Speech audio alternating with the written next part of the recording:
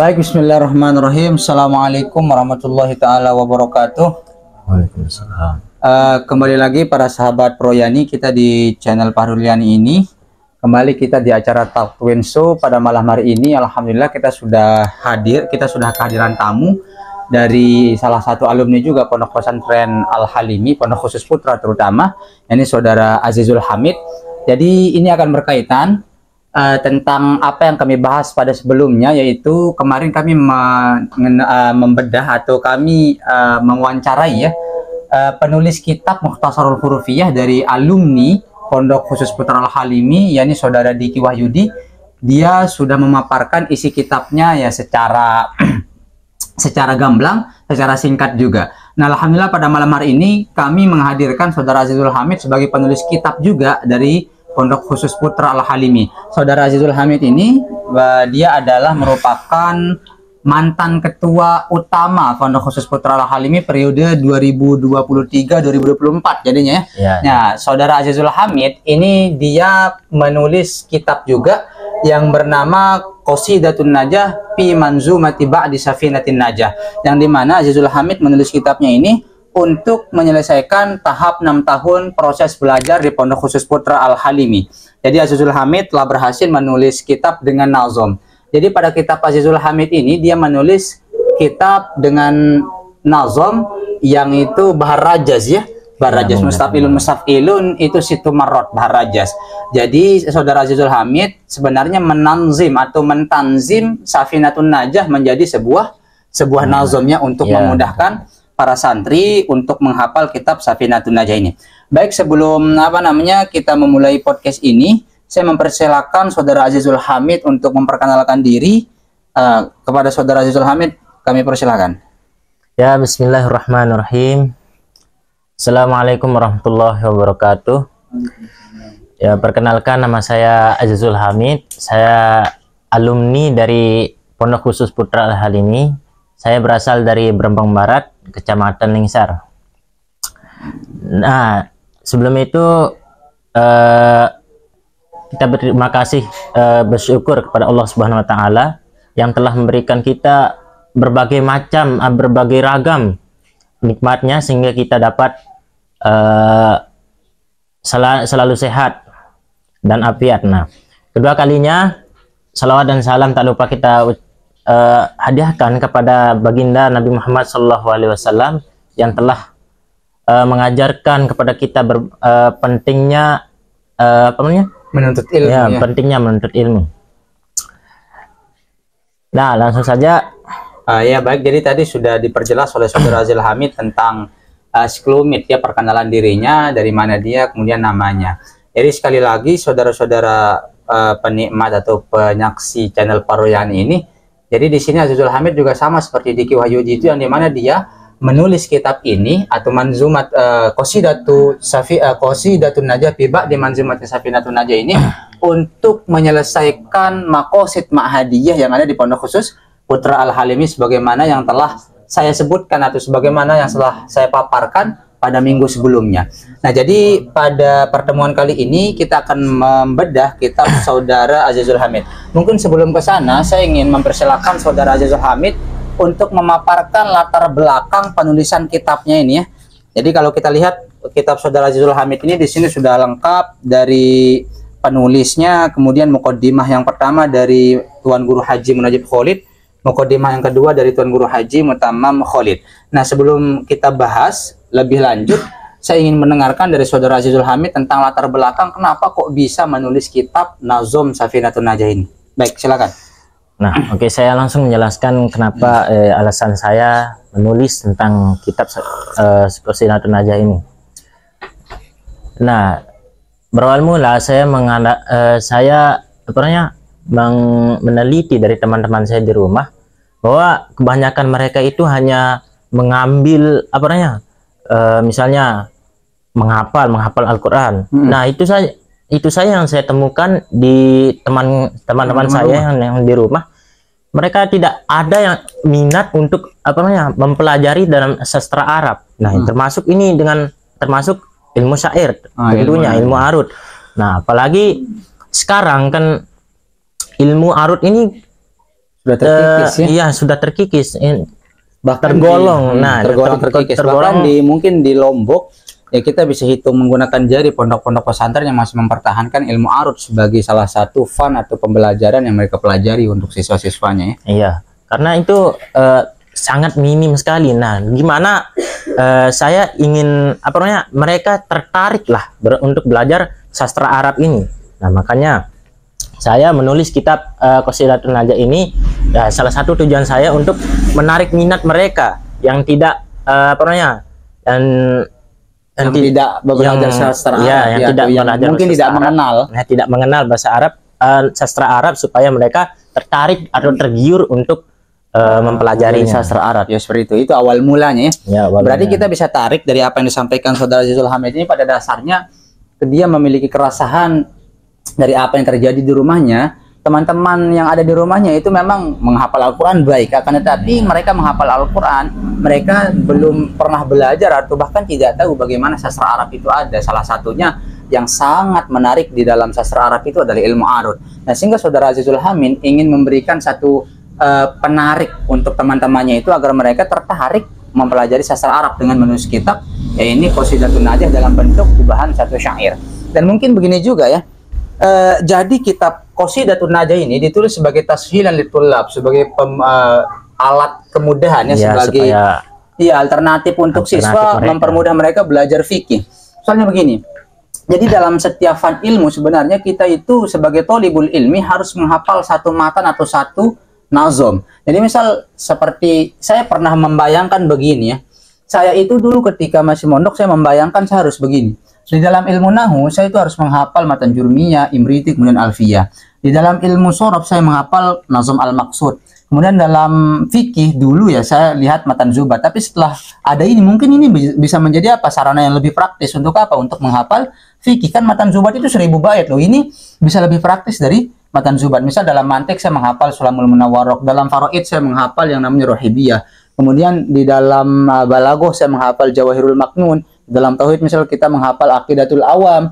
Nah, jadi dari sini santri-santri itu apa lebih mudah untuk belajar. Nah, tujuan kitab ini juga mungkin untuk apa? Untuk mempermudah santri dalam menghafal. Mungkin jawaban dan zubat agak berat yuk. Lebih baik dimulai apa dengan Qasidatun Najah ini, seperti itu kira-kira ya. Karena mereka kan itu sukanya yang bernyanyi-nyanyi itu ya. Yang itulah alasan, karena apanya?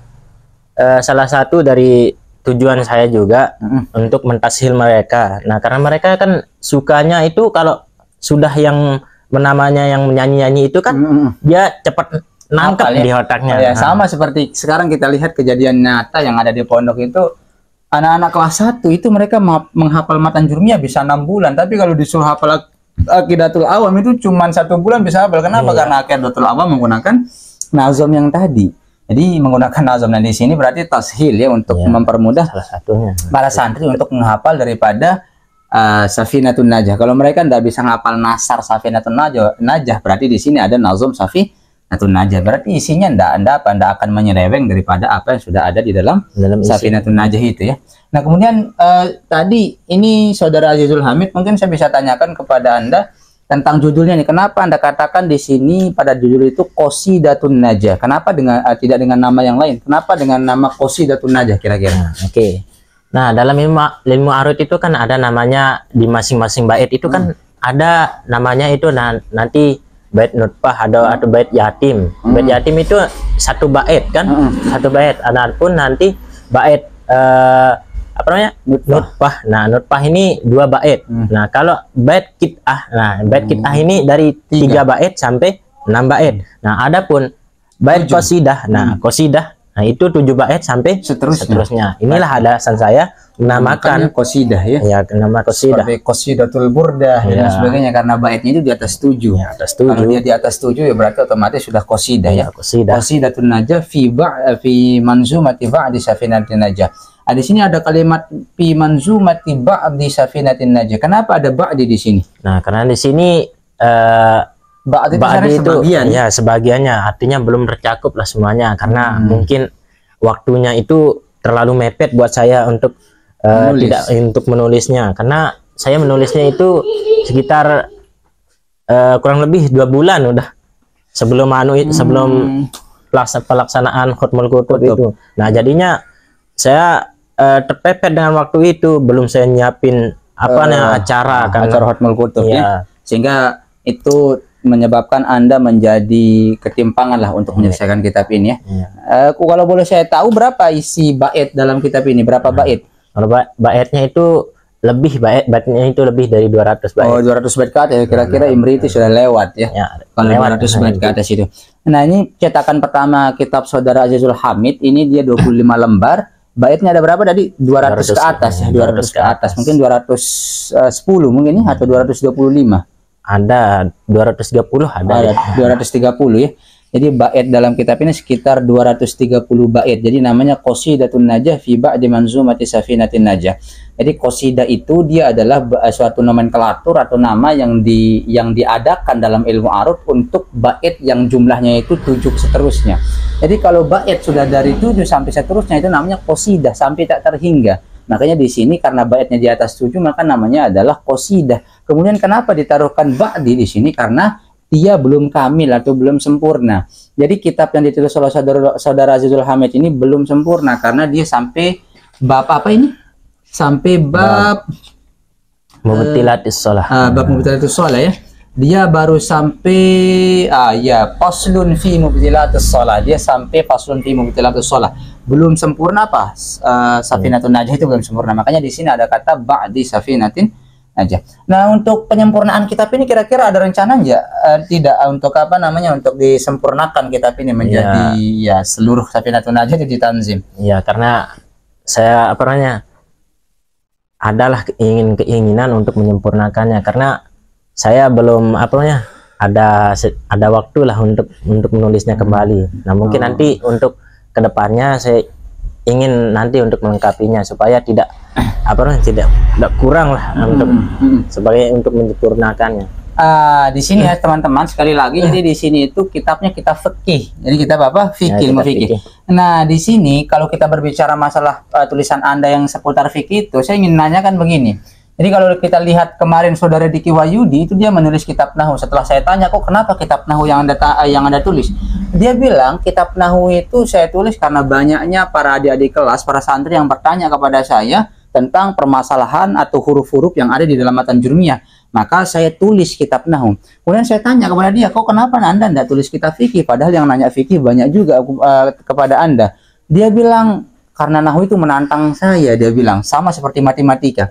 Nah, kalau Anda saya tanya seperti itu, kira-kira kenapa Anda tidak nulis kitab Nahwu seperti saudara Diki, atau Anda nulis kitab Shorof agar menjadi sandingan atau menjadi pendamping dari kitab saudara Diki itu? Karena Nahwu pasti Shorof. Tapi kenapa Anda tertarik untuk menulis fikih? Nah, sebelumnya itu ada saya tulis kitab Nahwu, akan tapi belum tersampai untuk jadi setengahnya. Oh, apa judulnya? Namanya itu Al-Kalam yang saya namakan. Al-Kalam ya. Membahas jurumiyah juga. Nah, karena sebelumnya itu belum juga sampai setengahnya, juga ya pilihlah saya untuk salah satunya. Jadi Anda dulu juga pernah berencana untuk menulis kitab Nahwu, tapi tidak sampai setengahnya. Shorof juga ada juga. Apa Shorof itu?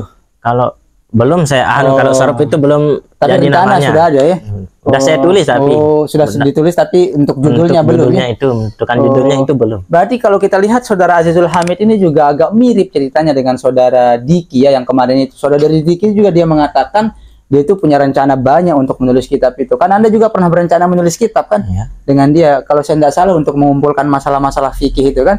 Tapi tidak kejadian. Dia juga rencananya untuk menulis kitab Mahfuzot dengan ada tema Nahwu Shorofnya. Anda juga ternyata memiliki banyak rencana yang tidak kesampaian ya, tidak kesampaian, sehingga di sini Anda sampai kitab fikih saja yang Anda tulis. Tapi ini sangat menarik ya. Kenapa saudara Azizul Hamid menulis kitab fikih? Ini sangat menarik menurut saya. Karena sekali lagi fikih itu dia adalah ilmu yang wajib kita pelajari di dalam agama ini. Artinya selain Nahwu Shorof ya, fikih adalah ilmu yang paling fundamental untuk kita pelajari di dalam agama ini. Kalau kita lihat takbir-takbir yang ada dalam kitab-kitab yang kita baca itu, fa inna faqihan wahidan mutawari'an asyaddu 'ala syaitani min alfi 'abid. Jadi orang yang ahli fikih itu lebih baik atau lebih bahaya untuk setan daripada 1000 orang yang abid tidak tahu fikih katanya. Nah, sehingga di sini fikih itu menjadi satu disiplin ilmu yang memang wajib dipelajari untuk orang yang merasa ya dia itu muslim. Kenapa? Karena fikih itu dia adalah ilmu yang membahas tentang bagaimana tata cara kita sholat, bagaimana cara kita bermuamalah, bagaimana cara kita munakah, bagaimana cara kita berzina, ya itu dibahas dalam fikih. Nah, jadi mungkin saya bicara dulu sebenarnya. Ya. Jadi untuk ini, jadi untuk fikih ini sebenarnya fikih itu pada dasarnya kalau di dalam periode Imam Abu Hanifah definisi fikih itu berbeda-beda. Tapi kalau kita lihat fikih secara etimologi dulu, fikih itu secara etimologi artinya al-fahmu. Fahmu itu artinya pemahaman. Kalau kita lihat literatur yang ditulis oleh para ulama, seperti misal kita baca Fiqhul Islam Adillatuhu Profesor Dr. Wahbah Zuhaili, dia mengatakan fikih itu secara bahasa artinya faham. Sawa'un kana al-fahmu sathiyan am daqiqan, sama ada pemahaman itu dia dalam maupun dangkal, itu fikih. Intinya pemahaman fikih itu. Bahkan di sebagian takwil dikatakan al-fiqhu ma'nahu lugatan al-fahmu waznan wa ma'nan.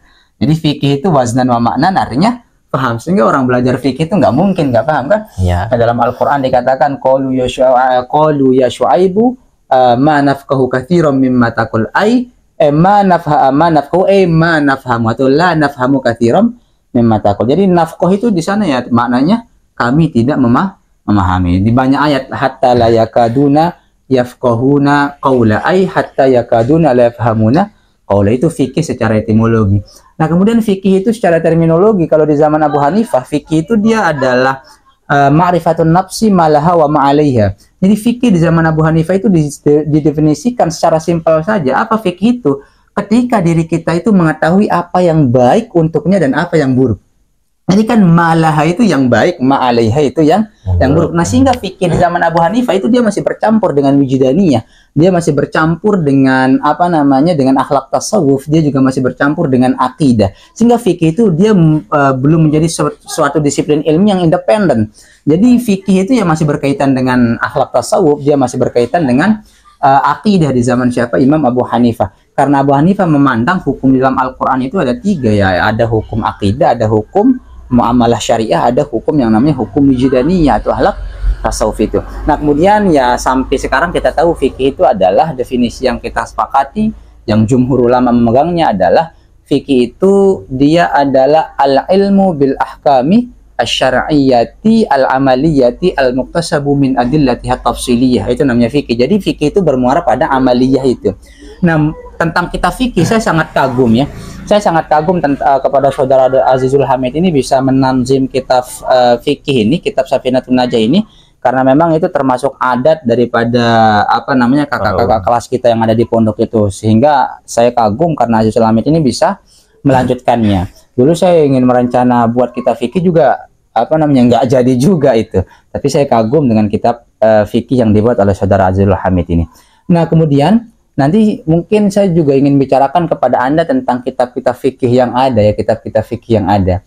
Jadi tentang madhab Syafi'i. Jadi kitab fikih Qasidatun Najah ini jelas berbicara tentang madhab Imam Asy-Syafi'i karena dia merupakan tanzim daripada Safinatun Najah. Tapi sebelum kita jauh ke sana berbicara, saya ingin sedikit setelah kita berbicara tentang kronologi atau latar belakang Anda menulis kitab ini, di sini Anda menamakannya Qasidatun Najah fi ba'di manzumati Safinatin Najah. Nah, saya ingin melihat bagaimana Anda di sini menulis muqaddimah ya. Saya akan menanya Anda sekelumit saja, sedikit saja tentang apa yang Anda tulis di sini. Yang pertama, di sini Anda mengatakan di dalam kitab Anda ini Bismillahirrahmanirrahim muqaddimatun ay hadhihi muqaddimatun ya. Qultu fi ibtida'i hadzan nazmi alhamdulillahil malikil azimi wa ba'dahu salatu thumma assalamu ala nabiyil mujtabal karim kada ala alihi wa ashabihi thumma manittaba'ahu fi dinihi, dan seterusnya. Tapi di sini saya ingin mengatakan atau saya ingin menanya kepada Anda, kenapa Anda menggunakan kultu? Padahal di sini kultu itu kalau kita lihat dia adalah fi'il madi yang bersambung dengan dhamir rafa mutaharik, asalnya kolam. Jadi kultu karena dia bersambung dengan dhamir rafa mutaharik. Nah, padahal Anda belum mengatakan atau Anda belum menyusun kitab ini, kok Anda mengatakan kultu? Anda mengatakan dengan fi'il madi, artinya sudah lampau. Nulis kok belum, tapi sudah mengatakan saya telah berkata. Kira-kira di sana itu kenapa alasannya? Kalau kita lihat Alfiyah misal qala Muhammadun. Nah, kira-kira sama enggak alasan Anda dengan Ibnu Malik itu? Ya di sini kan kembali ke ilmu balaghahnya kan yang mengatakan min itlaqi makana wa iradati mayakunu. Nah, saya mengitlakannya memang itu fi'il madi akan tapi muradnya itu mayakunu. Jadi di sini sangat menarik ya. Jadi artinya di sini min itlaqi makana wa iradati mayakun ya. Maknanya madi tapi padahal yang ditujukan itu apa? Mudhari ya, lafaznya madi tapi yang ditujukan mudhari seperti itu ya. Oh, berarti di sini tidak apa namanya maknanya itu kultu itu ya akan mengatakan ya, akan mengatakan karena iradati mayakun apa yang akan terjadi. Berarti al-madi urida bihil mustaqbal ya. Fi'il madi yang apa namanya yang dimaksudkan kepada masa yang akan datang. Ini juga berarti saudara Azizul Hamid ini juga dia yajri ala majar alaihi Ibnu Malik. Jadi sebenarnya saudara Azizul Hamid ini dia melakukan atau menggunakan dalam metodologi penulisan kitabnya ini dengan apa yang dilakukan oleh Ibnu Malik seperti itu ya. Ini biasa dilakukan oleh para ulama sebenarnya. Jadi kalau kita lihat Ibnu Malik itu dia menulis kitabnya menggunakan qala, tapi padahal kalau kita lihat Alfiyah Ibnu Mu'ti itu dia menggunakan yaqulu. Di sini misal kalau kita lihat Alfiyah Ibnu Mu'ti dia menggunakan yaqulu raji rabbihil ghafuri Yahya Ibnu Mu'ti abdin nuri. Jadi di sana menggunakan yaqulu karena memang Ibnu Mu'ti menggunakan yaqulu fi'il mudhari karena akan berkata. Sedangkan kok tiba-tiba Ibnu Malik dia menggunakan apa lafaz qala. Nah, kalau kita lihat nih saudara-saudara, saya ingin memperjelas saja apa yang disampaikan saudara Azizul Hamid dalam kitabnya ini. Kalau saudara Azizul Hamid sangat simpel dan memang mendasar sekali apa yang disampaikan min itlaqi makana wa iradati mayakunu. Tapi saya ingin memaparkan sedikit tentang apa yang disampaikan saudara Azizul Hamid ini. Jadi saudara Azizul Hamid dia menggunakan lafaz qala itu. Kalau kita lihat misal Syarah Alfiyah Ibnu Tulun, di sana dikatakan kok kenapa Imam Ibnu Malik menggunakan lafaz qala juga. Ini kan bisa menjadi dasar alasan lagi yang lebih luas untuk Anda. Yang pertama itu alasannya itu ada dua. Yang pertama annahu yajuzu ayyakuna qad ta'akhkhara nazmun qala anhu al-muhti bihi fayakunu ala zahirihi. Nah, jadi ada kemungkinan begini, Alfiyah Ibnu Malik itu sudah selesai ditulis, kemudian baru muqaddimahnya belakangan, maka dia menggunakan apa kok? Qala. Jadi Alfiyah itu dari awal sudah selesai sampai bait yang terakhir apa dia bilang falhamdulillahi musallian ala Muhammadin khairin nabiyyi ursila wa alihil ghurril kiramil bararah wa sahbihi muntakhibin al-hijrah itu sudah selesai.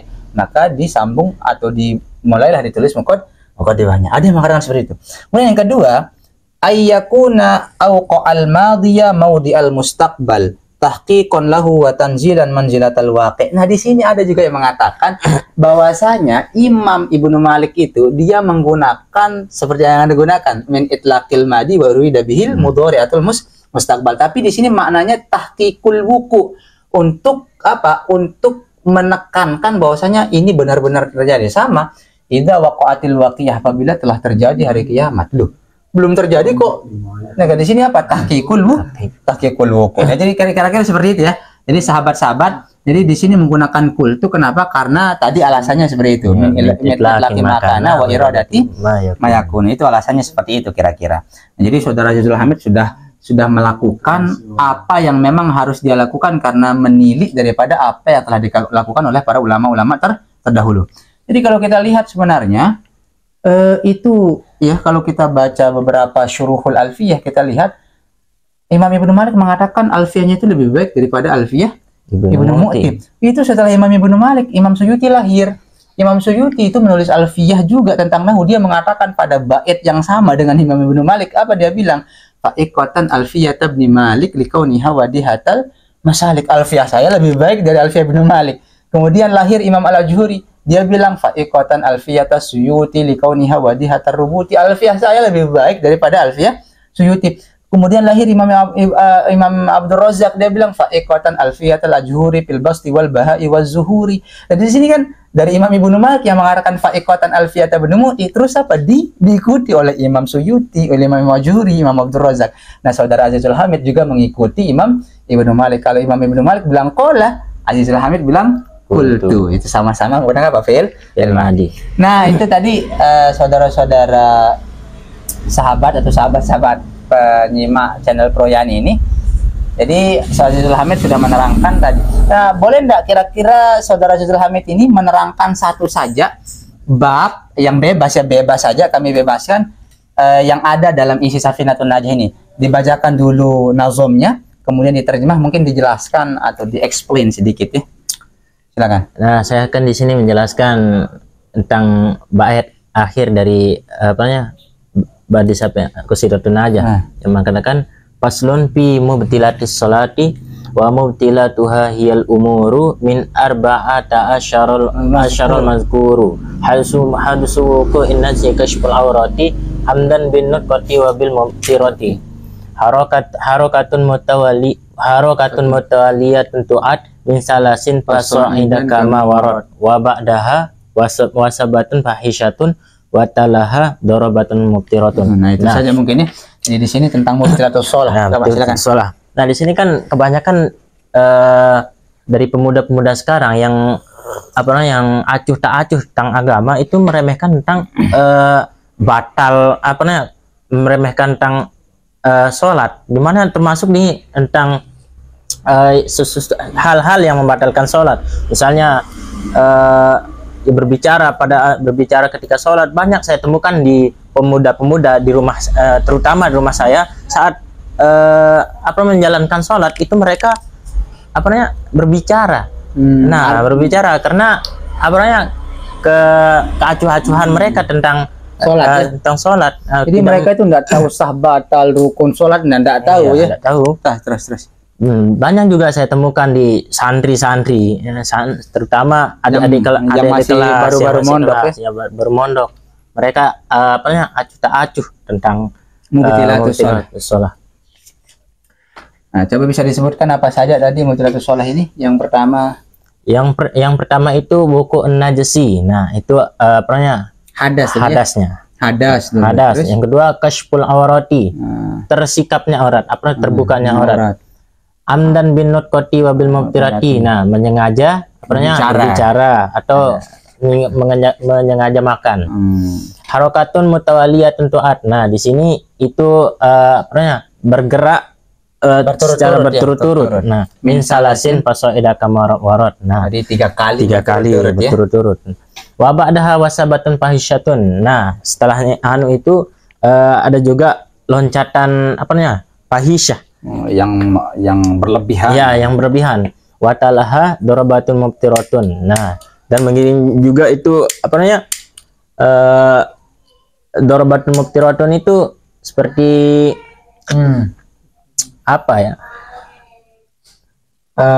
pukulan yang berlebihan. Iya, pukulan yang berlebihan. Nah, kemudian ziyadatu ruknin fi'liin, menambah rukun fi'li bi'amdin dengan cara menyengaja. Di sini sebenarnya mufritatun, harusnya mufritatun. Ya, mufritatun. Mufrito bukan muftiro. Kalau muftiro itu artinya makan ya, itu sengaja. Tapi kalau mufrito itu tafahush fi syai', kita berlebihan dalam sesuatu ya. Itu berlebihan dalam sesuatu. Jadi bukan mufrito, tapi seharusnya mufrito ya, bukan muftiro. Ini salah tulis saja ya, salah tulis. Terus. Nah, kemudian di sini ada ziyadatu ruknin fi'lin. Nah, menambah rukun fi'li. Takhallufu 'alal imami min ma'dudin. Nah, itu berpaling, sengaja itu berpaling berbeda dari imam.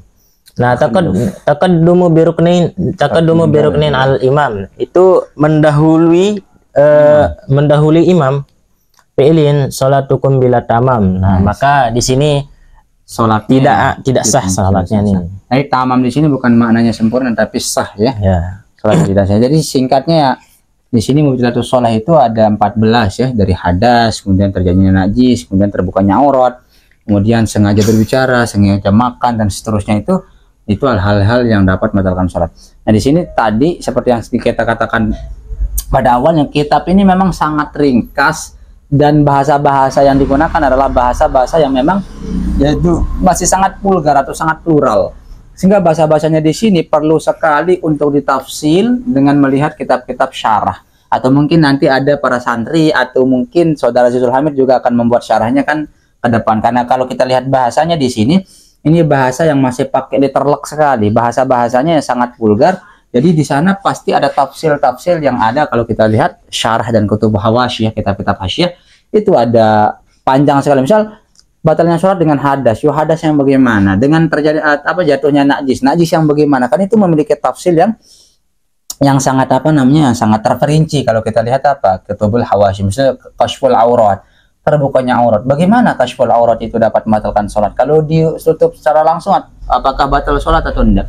Kalau bolong sedikit, bagaimana? Kan di sana kalau kitab-kitab fikih yang hawashi atau kitab-kitab fikih yang syar'i itu dibahas secara terperinci ya. Jadi ini sangat apa namanya? Sangat bahasa-bahasa yang masih sangat umum sekali. Ya, karena di sini kan kita mengikuti isinya supaya tidak menyeleweng dengan isi dalam kitab tersebut. Nah, sebenarnya saya pengen menjelaskan panjang lebar tentang apa yang selebihnya lah di sana. Akan tapi hanya apa namanya? Isinya saja yang tergantung di dalam kitab tersebut. Nah, supaya tidak apa namanya? Supaya tidak lebih lah, supaya tidak panjang lebar gitu penjelasan. Jadi ya tadi memang ini namanya matan ya, kitab matan. Ya, kitab matan. Jadi memang seperti itu seharusnya seperti itu ya. Ya. Baik, jadi saudara-saudara sahabat penonton channel Proyani ini, sebagaimana yang telah dikemukakan tadi oleh saudara Azizul Hamid, jadi kitabnya ini adalah kitab yang ikhtisar sekali, kitab yang ringkas sekali, kitab yang dimana kitab ini dia itu bahasa-bahasa yang digunakan sangat umum, sangat vulgar ya. Jadi kalau untuk langsung dipahami secara letterlock itu bisa membuat orang salah paham juga. Tapi begitulah karena untuk mubtadiin ya. Kalau untuk mubtadiin sangat baik sekali kitab ini dan sangat bagus untuk dipelajari, sangat bagus untuk dihafalkan untuk para mubtadiin kitab saudara Azizul Hamid. Nah, sebelum kita akhiri mungkin ya, atau ada yang disampaikan lagi tentang kitab ini mungkin? Mungkin sekian untuk penjelasan yang kitab ini. Nah, untuk menutup pembicaraan kita dengan saudara Azizul Hamid, di sini saya ingin menyampaikan sedikit tentang bagaimana kitab-kitab fikih itu berkembang. Jadi sampai kitab Azizul Hamid ini terbentuk itu dia memiliki runtutan anak pianak kitab ya ke atas itu.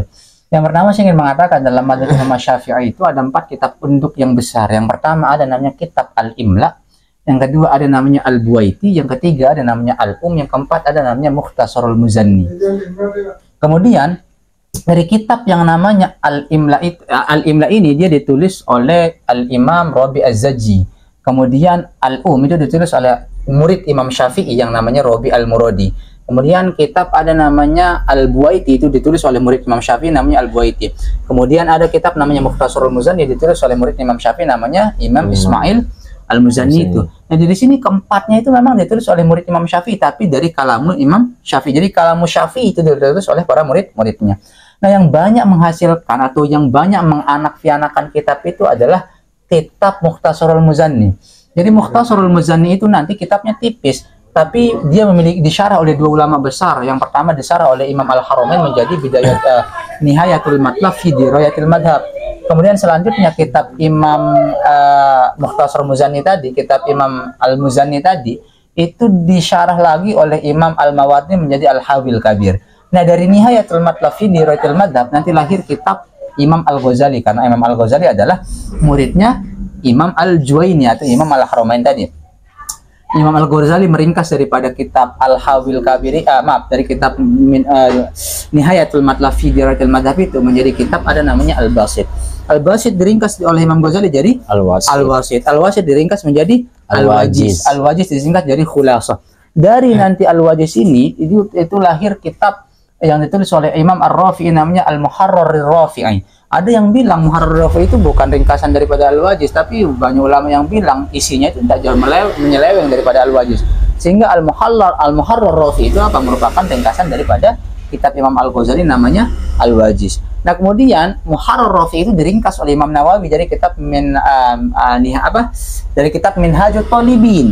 Minhajut Thalibin itu dialah yang berkembang nanti. Dia disyarah oleh Imam Ibnu Hajar Al-Haytami, disyarah oleh Muhammad Ar-Rumli, disyarah oleh Imam Khatib Syarbini, kemudian nanti sampai melahirkan Fathul Minani. Dari sinilah berkembangnya mazhab kitab-kitab dalam mazhab Imam Asy-Syafi'i rahimahullahu taala. Jadi kalau yang mau lengkapnya silakan nanti sampai Safinatun Najah ini kita lihat sanad kitabnya atau muttasil kemana, induk kitab Safinatun Najah ini, itu nanti silakan dibuka Fawaidul Makkiyah, juga dibuka nanti bisa Al-Madkhal, itu tulisan daripada Syekh Ali Jum'ah, bisa Fawaidul Madaniyah, juga bisa Khazainus Saniyah, itu bisa dibuka. Di sana lengkap bagaimana kitab-kitab itu diceritakan anak piananya, runtutannya ke atas. Jadi ini tentang apa? Kitab fikih. Jadi mungkin itu saja yang dapat kami sampaikan saudara penikmat atau penonton channel Proyan ini tentang apa yang ditulis oleh saudara Azizul Hamid ini.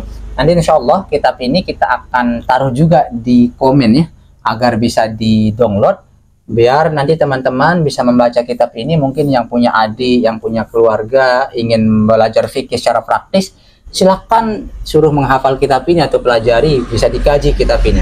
Jadi nanti atau teman-teman itu punya kritikan tentang apa isi kitab ini, ya silahkan dikritik ya. Yang ingin mengoreksi mengkritik, nanti kami akan menerima koreksi kritik, nanti kami akan menjawab. Mungkinnya kita buat video selanjutnya untuk menjawab kritik yang ada dalam kitab ini.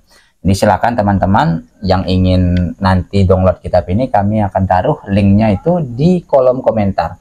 Jadi linknya ada di kolom komentar, kalian bisa download dan kritik kitab ini dengan baik. Jadi sekali lagi, teruslah berkarya, teruslah menulis, karena literasi tidak hanya bermanfaat untuk diri kita sendiri, tapi ketika literasi itu kita tuahkan dalam satu tulisan, maka dia bisa menjadi sebuah enlightenment, engagement, kemudian empowerment kepada orang lain. Kita bisa menerangi orang lain, kita bisa memberi motivasi, menguatkan orang lain dengan apa yang kita tulis itu. Jadi tulisan itu sangat besar sekali manfaatnya. Jadi mungkin tanpa tulisan peradaban ini semua hilang. Tanpa tulisan mungkin sejarah dunia ini kita tidak tahu bagaimana asal-usulnya. Tapi kalau ada tulisan, kita akan tetap hidup, kita akan tetap harum, kita akan tetap terbaca. Nah, sehingga tulisan ini sangat bermanfaat untuk kita semua. Jadi saya sebagai moderator atau sebagai teman bicara saudara Azizul Hamid di sini undur diri ya. Undur diri. Saudara Azizul Hamid juga tidak ada yang disampaikan, kami undur diri. Jangan lupa subscribe ya, kemudian like, komen, mungkin bisa di share juga kalau ini dirasa bermanfaat kepada teman-teman yang membutuhkan. Kitab ini bisa di-download. Jadi itu saja mungkin yang dapat kami sampaikan. Mohon maaf kami atas segala salah, khilaf, dan yang telah kami lakukan mungkin dalam pengucapan kata dan sebagainya. Jadi akhirul kalam kami ucapkan hadanallahu wa iyyakum ila ahsanil sabil. Wassalamualaikum warahmatullahi wabarakatuh.